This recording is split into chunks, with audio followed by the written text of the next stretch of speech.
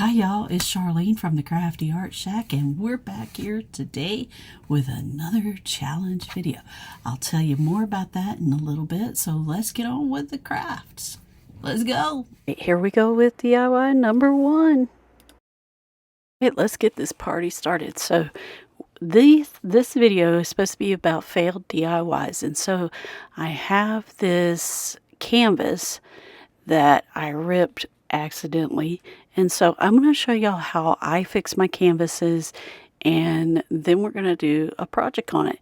And the first thing I do is I put down a good coat of tacky glue, and I'm going to lay down the spot as flat as I can get it, and then I'm going to take this piece of drop cloth canvas and add to this.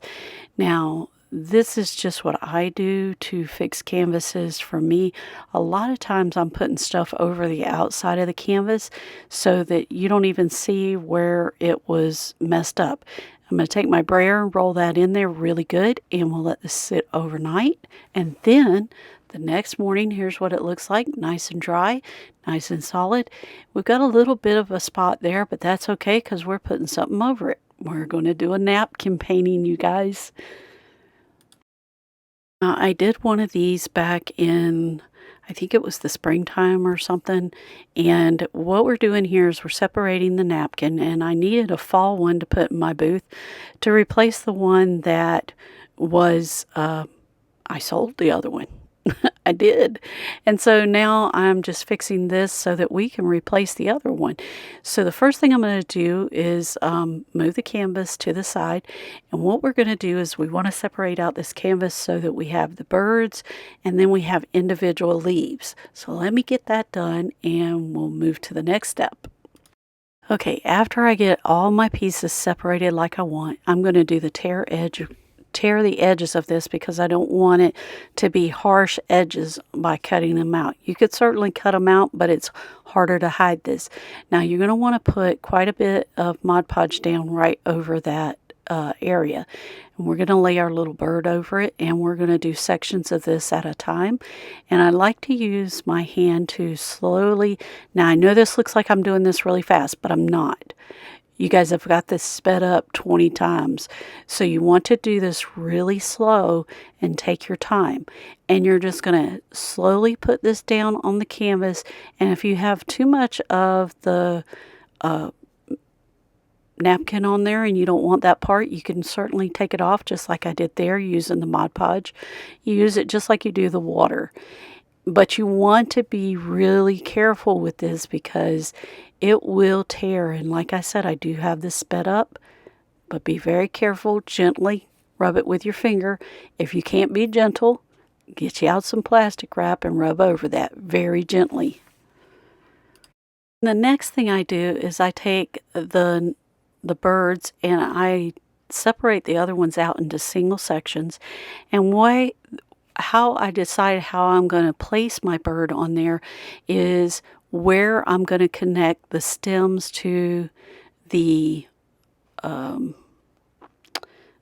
other stem that those little birds are on. Yeah, that's what I'm going to do.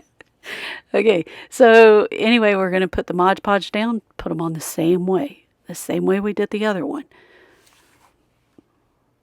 And what I'm showing you is where the mistake was and where I tore the canvas and how it's fixed now. And you're kind of doing double duty by doing the napkin painting over the top of this because it's adding another layer of protection for that. It's probably stronger than any other part of the canvas at this point. Then the next thing I'm going to do is add our next little bird. Now this is one of the, like the first one that I put down. These last two that I'm putting on were sitting together just like those were, and I just separated them out so I could put them where I wanted them on the canvas. So what I'm doing is just doing the same thing I did with the others. I'm going to start filling in the areas with my with the little pieces that I'm taking off of the napkin, and I'm adding my little leaves. Now I'm going to do this randomly throughout the rest of the painting, so I'm not going to keep showing you the same thing over and over. We're going to move on to the next step. Now the next thing I'm going to do is I'm going to get out the King's Gold, the Limeade, the Kelly Green, the Pumpkin or Outrageous Orange, Corn Silk, I think is black, and chocolate. And I am going to use all of those colors to start blending. Now we need to connect each one of our little stems, branches that these, I call them stems, but they're branches that these little birds are sitting on, so it looks like it's a tree. So the first thing I'm going to do is I'm going to put my colors on my little palette, and yeah. So after I get my colors where I want them, I've got the Limeade, the Kelly Green, and some black and some water, and I'm going to start connecting these pieces. Now, that is not the same color, and that's okay. We're just going to put in our little line where we're connecting all of our little branches and connecting it down through the base of the canvas. And we're going to go back and mix our colors, keep mixing our colors and testing it until we get the color that we want. So I added a little bit more green in, but that's still not getting us where we want to be because it needs to be a little bit darker. So I'm going to work on that. Now, everybody says, now, how do you know what color to mix? I really don't. I just look at the colors that are in the picture, and I see that there's greens, there's yellows, there's oranges, and that's how I pick my colors. And I just keep mixing my paint and putting it down on the canvas, because if it's not the right color, guess what? It's just paint, and we can paint it again and again and again. You can paint over a canvas that already has paint on it. So I'm connecting my branch all the way down to the bottom, but there's no need to get really technical at this point with that, because we're going to go in and put the background in. I started doing this to make sure that I had the right colors and kind of so I knew where I was going to be with my branches that I'm putting in. Okay, so I kind of looked to see what I wanted to do. Now, what I'm doing here is I'm trying to figure out my background color, because my napkin is one color and my canvas is another color. Well, when I did the other bird painting back in the springtime, the color that I was putting down on my canvas, I got to match just perfectly. So I keep playing around with my colors here. And I'm going to add some white to it, because the white, the corn silk and the brown was too dark for it. And I wiped it back off the canvas, because you can do that if it doesn't get to be the color that you want it. See? Just like that. But now if you see my edges of my napkin, they've kind of got that brown stain on there. But that's okay, because we can make this work. It's just paint.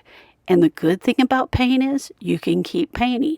So I'm going to take and I'm going to put down some antiquing wax in my cup, because I don't want to get the antiquing wax mixed with my paint, mixed with it by dipping my paintbrush in it.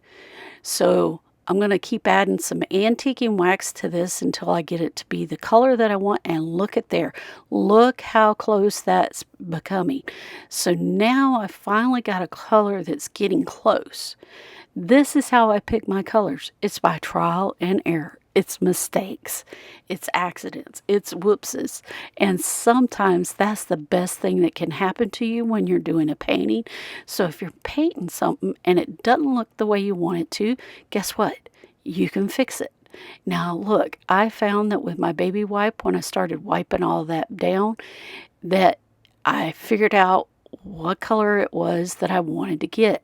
So I'm going to take some of that antiquing wax by itself and see what this does for me. Oop, look at there. That's too dark. So what am I going to do? I'm going to try blending it in there. I'm going to try pouncing it on. And let's see what that looks like. Yep. It's a little dark for what I want. So guess what? We're going to add some white. If something's dark, add white. Okay. So let me move on to the next, where I have actually found the color. All right, so now I've actually found the color that I like, and it's a combination of the white and the antiquing wax. I can't tell you what color the color is exactly, but I'm going to pounce this on and I'm going to go up to my leaves and around my leaves. And it's okay if you accidentally hit a leaf or hit your birds, because we can fix that. Remember, it's just paint. So I'm going to do this throughout the whole canvas. Now, you see I accidentally got some on my leaves, but that's okay, because guess what? This is going to be like paint by numbers, because now we have the leaves already there, and I'm drawing back in my branches because I already found out what color I wanted. So now I'm tracing in all my branches that I had connected and how I'm putting everything back together and making sure that that color is the color that's on top. And then I'm going to come back in and paint back in my leaves in the areas using the colors that are already there and making all of this come together. So I'm going to continue doing that. And how you make these little branches is you just, if you watch my hand, you'll see I kind of flick it at the end and I kind of twist it. That's how I make those branches. And when I get to the end, I start lifting my brush. Now, when I do my leaves, guess what? If they aren't the same color, it's okay. But I'm taking that green and I'm just making my leaf and drawing it in and going back over the leaf to make it look like it matches the rest of the painting. You guys, this is your painting. It's okay how you do it. You don't have to be fast. You don't have to be slow. You don't even have to get it right the first time. And you can just go back over those leaves and fill them back in, just like I'm doing here.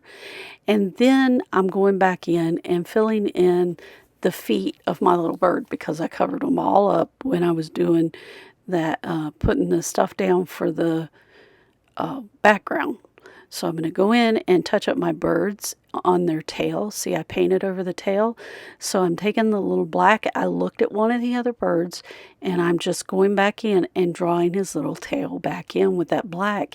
And I'm not pressing down with my paintbrush. I'm just using the very tip of it to very slowly get that fine line that's there. And I'm filling in any of those areas. Now, the whole time I've been using the same brush. Now, what I'm doing now is I'm picking up some of the greens, and I've got the green and the yellow and the other color, and I know I'm doing this off of camera right now. Hang on just a minute, and I'll be back into focus so that you can see. Now, what I'm doing is I'm creating my own little leaves in here for the tree, because a tree doesn't have all the same size leaves. And you see how I'm making that leaf? I'm just putting it down. And if it doesn't have a point, I'm making a point with my little brush. And I'm just adding the extra leaves that are on the tree, because some of the leaves are far away and some of them are close up. So you want to have some of everything in there, because, I mean, let's face it, when you look at a tree and nothing's the same, you know, it's just like when God created us. None of us are the same. We're all different. And that's okay, because that God created us, each and every one, to be what He created us to be, not what everybody else thinks we should be. So anyway, we're going to keep doing this with our painting, and I will let you get on to the next step. All right, and then the last thing that you need to do before you finish your painting is you need to sign your painting, because there is no reason why you shouldn't be proud of your artwork and sign each and every piece that you do. So I'm going to continue filling in the leaves, and then I'll sign this, and we will see that at the final reveal. All right, this is an open collaboration hosted by my good friend Aria over at DIY with Aria. It's also hosted by One Way Designs 238 and my good friend Lolly over at Lolly D's Creation. Their co-host this month is Gazelle Creative Studios and At Home with Gigi.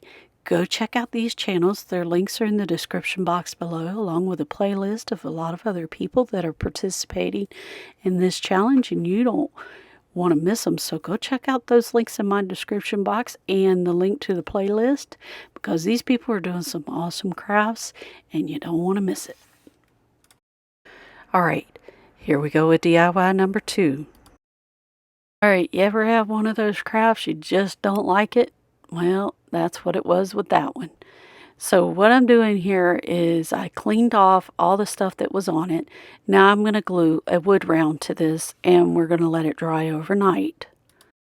Now the next thing I did is, after it dried overnight, I got some hot glue and some wood glue, and I'm going to go in here and take my tumbling tower blocks and glue them down to the piece. Now don't forget, on that first one I forgot to put the glue in between the 2 blocks, but you're going to want to make sure that you do that. And I did it on this one, but that first one I forgot to put it in there. I do go back and fix that because I realized that I didn't do it right. And so I'm just going to continue all the way around this, and then we'll move on to the next step. Okay, so after I got all the tumbling tower blocks put on and it dried overnight, the next day I came back in with my antiquing wax, and I am taking a baby wipe and spreading that around, and then putting more down, and then spreading it around again. And we're going to do this to the front, the back, upside down, all the sides, all the tumbling tower blocks, and then we'll move to the next step. And the next thing I did is I got out this pipe hanger material that you get in the plumbing section of Home Depot or Lowe's. And I'm going to attach it to this. I was going to use my nail gun, but that didn't work. So I got out my thumbtacks that I got from the Dollar Tree, and I am going to go all the way around. Now I temporarily glued that into place with hot glue before I put those tacks on. Now I'm going to take some hot glue and go around the inside of this with the jute twine. Then I'm going to take this stencil that I got from Amazon, and I'm going to add this to this, and I'm going to use what they call corn silk, and I'm going to add it. That's the paint, and I'm going to add some to the top of this, and then I'm going to pull it down all the way through this, and then after I get through with my transfer, I'm going to put what extra paint I have back in my bottle, and I probably shouldn't do that, but I do. And then I'm going to pull that off and look at there, and we're going to see that at the final reveal. Now, at this time, we'd like to thank our subscribers. We love you bunches. We appreciate everything you do for this channel. All the liking, the sharing, and the big thumbs up, and having conversations with us through the comments. We really enjoy all of that, and we appreciate you so much. Thank you, thank you, thank you. We wouldn't be a channel if it wasn't for y'all watching. And so we just want to give you a big thanks. Here we go with the final reveal and all the embellishments.